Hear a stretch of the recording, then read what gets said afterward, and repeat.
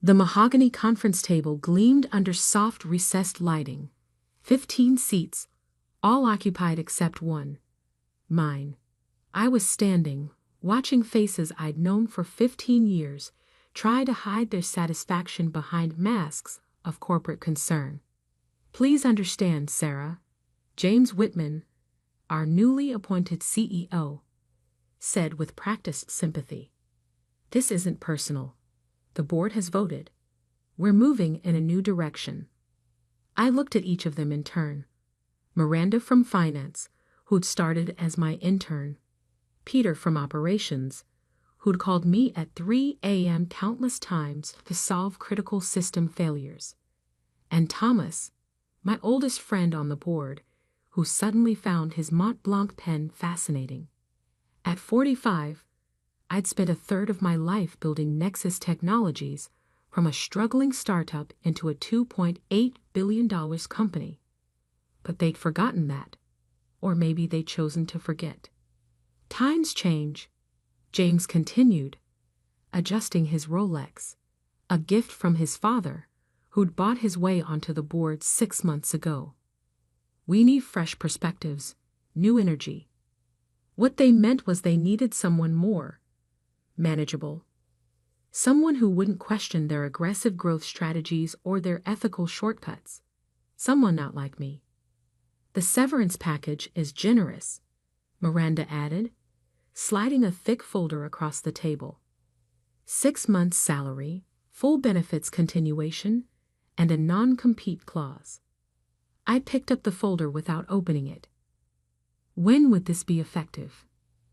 Immediately, James said, barely containing his smirk. We'll announce the transition this afternoon. 15 years of dedication, of missed birthdays and canceled vacations, of solving problems they hadn't even known existed, reduced to an afternoon announcement. I see, I said quietly, reaching for my laptop bag. May I make one suggestion before I leave? James waved his hand magnanimously. Of course, you've earned that much. I pulled out my laptop, opened it slowly, and typed in my password. The familiar blue glow illuminated my face as I turned it toward them. You might want to look at this first. The United States Patent and Trademark Office website filled the screen. Specifically, the page showing patent no. US 9,847,621 B2. The core technology that powered every product Nexus had released in the last decade. What about it? Thomas asked, finally looking up from his pen. We all know about the company's patents. Look at the assignee, I said softly. James leaned forward, squinting at the screen. His face went from confident to confused to pale in the span of 3 seconds. Because there, in clear black and white, was my name. Not Nexus Technologies. Not the company's holding corporation. My name. This must be a mistake, Miranda stammered. I pulled up another document, then another, and another. 7 patents in total, all fundamental to Nexus's operations, all registered under my personal ownership. When I joined Nexus, I explained calmly, it was failing. The original technology was flawed. I rebuilt it from scratch, working nights, weekends, holidays. The company was too broke to file patents, so I paid for them myself. Filed them in my name. But that's company property, James sputtered. No, I corrected him. It's my property. Licensed to Nexus through an agreement that requires my continued involvement in operations. Page 6, paragraph 4 of my original contract. The one your father's lawyers apparently didn't read carefully enough. The room had gone completely silent. Even the usual hum of the air conditioning seemed muted. That agreement expires, I continued, checking my watch. approximately 45 minutes after my termination becomes effective. Peter, always the quickest with numbers, spoke first. Without those patents, Nexus can't legally produce or sell any of its current products. I finished for him. Not the security software, not the encryption tools, not even the client management system. James's face had turned an interesting shade of gray. You're bluffing. The shareholders will be very interested to learn that the board just invalidated the company's right to use its core technology, I said, closing my laptop. I imagine the stock price reaction will be dramatic. Miranda was already on her phone, frantically texting what I assumed was the legal department. Too late. You planned this, Thomas said quietly. You knew they were going to push you out. I thought about the whispered conversations I'd overheard, the subtle shifts in meeting schedules, the way James had started excluding me from key decisions. I've survived 3 hostile takeover attempts, 2 market crashes, and countless corporate power plays, I replied. Did you really think I wouldn't see this coming? I stood, smoothing my blazer. Now, we have 2 options. 1, you can proceed with my termination, and I'll begin licensing discussions with your competitors tomorrow morning. I believe Microsoft has already expressed interest. Or, James croaked, or we can call an emergency board meeting. Right now, to discuss a restructuring that better serves everyone's interests. You're blackmailing us, Miranda accused. No, I corrected her. I'm protecting what I built, what I earned. What you all seem to forget was mine. I walked to the door, then turned back. You have 30 minutes to decide. I'll be in my office, doing what I've done for 15 years, keeping this company running while others play politics. As I left the boardroom, I heard the panic begin to rise behind me.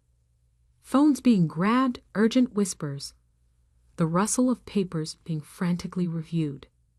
I smiled faintly as I walked to my office. They thought they were ending my career. Instead, they just discovered who really held the power all along. And this was just the beginning. 28 minutes later, my office door burst open.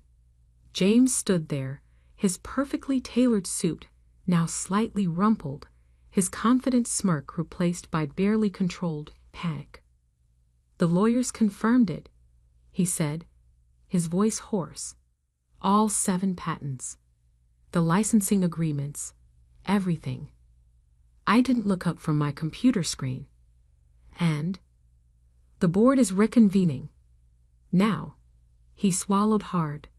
Please. I took my time shutting down my laptop, gathering my files.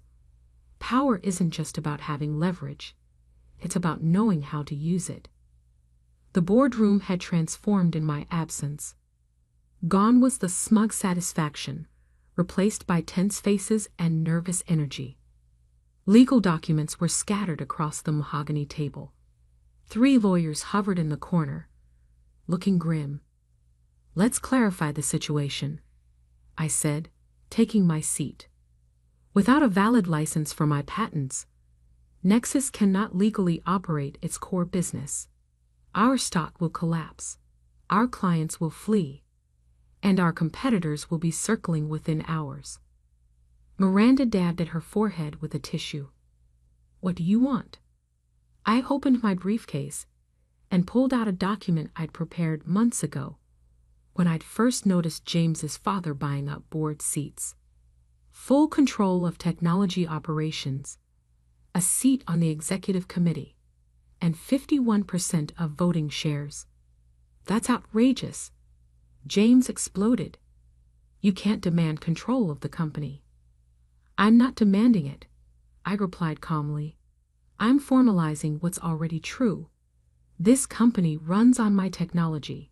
It survives by my innovation. It's time the ownership structure reflected that reality. Thomas leaned forward. And if we refuse? I pulled out my phone, opened my emails. Then I send this press release to the Wall Street Journal. Nexus Technologies loses rights to core patents. I imagine our stock will drop 60% before trading is halted. Peter, ever the pragmatist, spoke up. She's right. Without those patents, we're worthless. Our clients will break contracts by close of business. James slumped in his chair. My father will never agree to this. Your father, I said sharply, bought his way onto this board 6 months ago. I built this company's foundation 15 years ago. Call him if you want. But do it quickly. We have. I checked my watch. 17 minutes until the markets close. The next hour was a blur of legal discussions, frantic calls, and hasty document revisions. James's father tried to fight it, threatening lawsuits and regulatory investigations. But even he fell silent when his lawyers explained the implications of losing patent rights. By 6 p.m., it was done. The papers were signed. The press release was revised to announce my appointment as Executive Chairwoman and Chief Technology Officer. The stock actually went up 2 points on the news. As the board members filed out, shoulders slumped in defeat. Thomas lingered behind. You could have told me, he said quietly. We were friends. Were we? I asked. You knew what they were planning. You said nothing. He had the grace to look ashamed. I didn't think you fight back. You always seemed so accommodating. I smiled. That was your first mistake, confusing patience for weakness. And the second? Forgetting who really built this company. I gathered my things, ready to head to my new office, the CEO's corner suite. I'll see you at tomorrow's executive committee meeting. Don't be late. As I walked through the building that evening, employees stopped to stare. News had spread fast. The quiet tech genius who'd been about to be ousted was now their boss. My phone buzzed constantly. Journalists seeking comments, competitors testing waters, old colleagues offering congratulations. I ignored them all except one message from my mentor, Dr. Helen Chen, who taught me my first coding class 20 years ago. Remember, true power isn't in the patents. It's in making something they can't live without. I smiled, thinking of all the nights I'd spent writing code while others attended cocktail parties. The weekends debugging systems while they played golf. The years of being underestimated while I quietly secured my position. In my new office, I stood at the floor-to-ceiling windows, watching the city lights flicker on.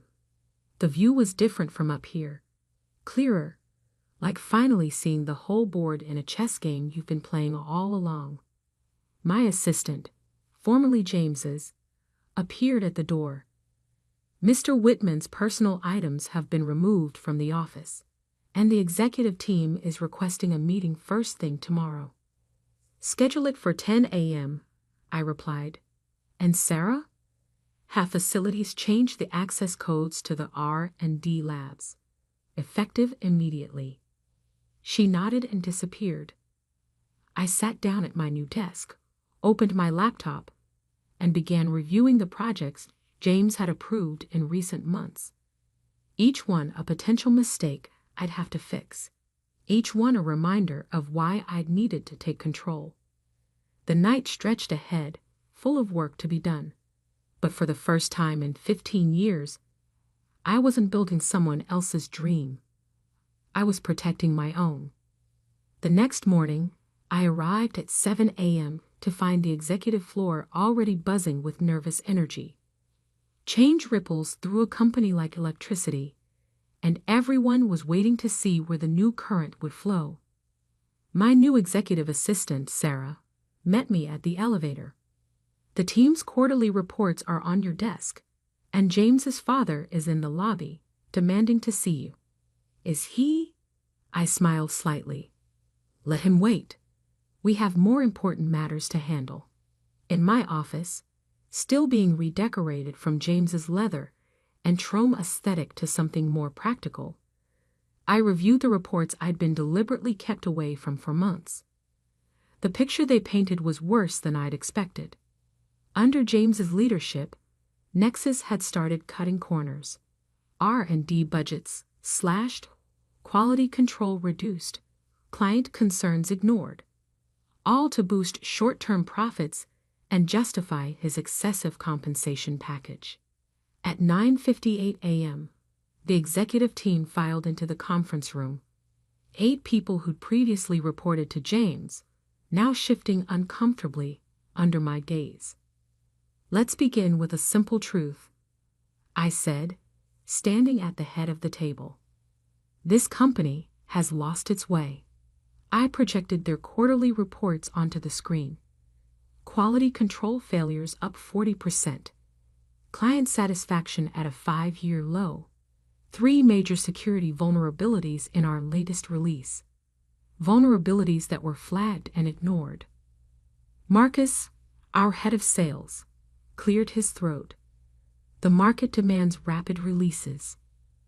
"The market," I cut him off, "demands reliability. Something we used to understand." I switched to another slide, an internal email, where Marcus had dismissed a client's security concerns as paranoid overthinking. That client, by the way, was the Department of Defense. They're reviewing all their contracts with us. Anyone want to guess how much revenue we'll lose if they walk? Silence fell over the room. "Here's how things will work going forward," I continued. "Every decision that affects our technology goes through me. Every shortcut ends now. Every client complaint gets addressed, not dismissed." I handed out new organizational charts. Several positions had been eliminated or restructured. Those who can't adapt to these changes should submit their resignations by end of day. Severance will be fair, but non-negotiable. Lisa, our HR director, raised her hand tentatively. "And those who stay? Will help rebuild what we've lost. Our reputation, our standards, our integrity." The meeting lasted 3 hours. By the end, 3 executives had resigned. The remaining 5 looked shell-shocked but determined. Afterward, I finally allowed James's father, William Whitman, to be shown up to my office. "You think you've won," he spat, not bothering with pleasantries. "But you've made powerful enemies." I kept working on my laptop, not looking up. "Your son nearly destroyed 15 years of my work in 6 months. The only reason you're still allowed in this building is because I respect what this company means to its employees and clients." "I'll fight this," he threatened. "I have resources." "You have nothing," I interrupted, finally meeting his gaze. "Your resources come from investments. Investments that depend on market confidence. Would you like to see what happens to your portfolio?" When I announced that Nexus's former leadership compromised national security contracts, his face paled. "You wouldn't dare." "Try me." I stood up. "You bought your way onto my board, installed your son to stroke his ego, nearly wrecked something I spent my life building. So yes, William, I would dare." He left without another word. By evening, his resignation from the board had been delivered. Over the next few weeks, Nexus transformed. We recalled faulty products, rebuilt client trust, reinstated quality standards. It was expensive, painful, and absolutely necessary. I hired young engineers who reminded me of myself 15 years ago. Brilliant, dedicated, more interested in solving problems than playing politics. We established an innovation lab where developers could experiment without fear of failure. 3 months after the Boardroom coup, I received an email from Thomas, my former friend who'd chosen the wrong side. You were right about everything. The company is stronger now than ever. I should have stood by you." I replied with a quote from our first business plan, written on a coffee-stained napkin 15 years ago. "Technology without integrity is just expensive failure waiting to happen." 6 months in, our stock had hit an all-time high. Not because we were cutting corners, but because we weren't.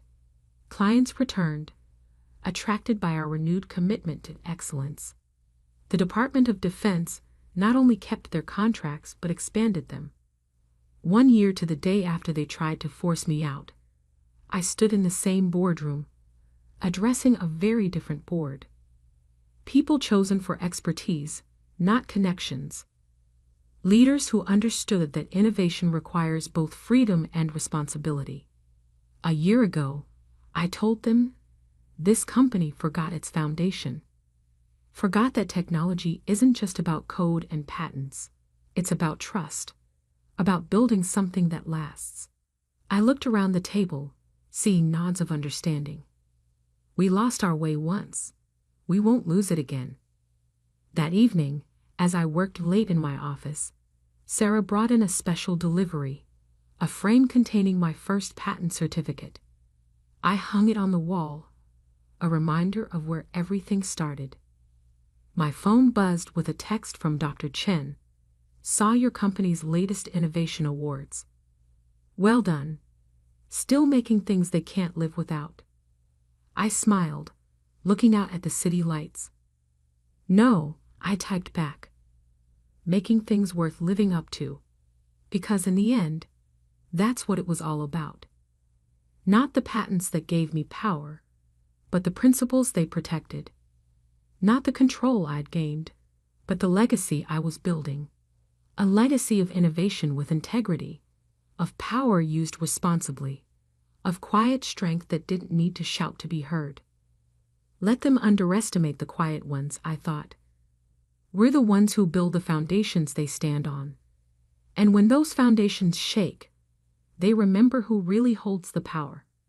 Not in patents or positions, but in the simple, undeniable truth that some things can't be bought or stolen. They have to be earned.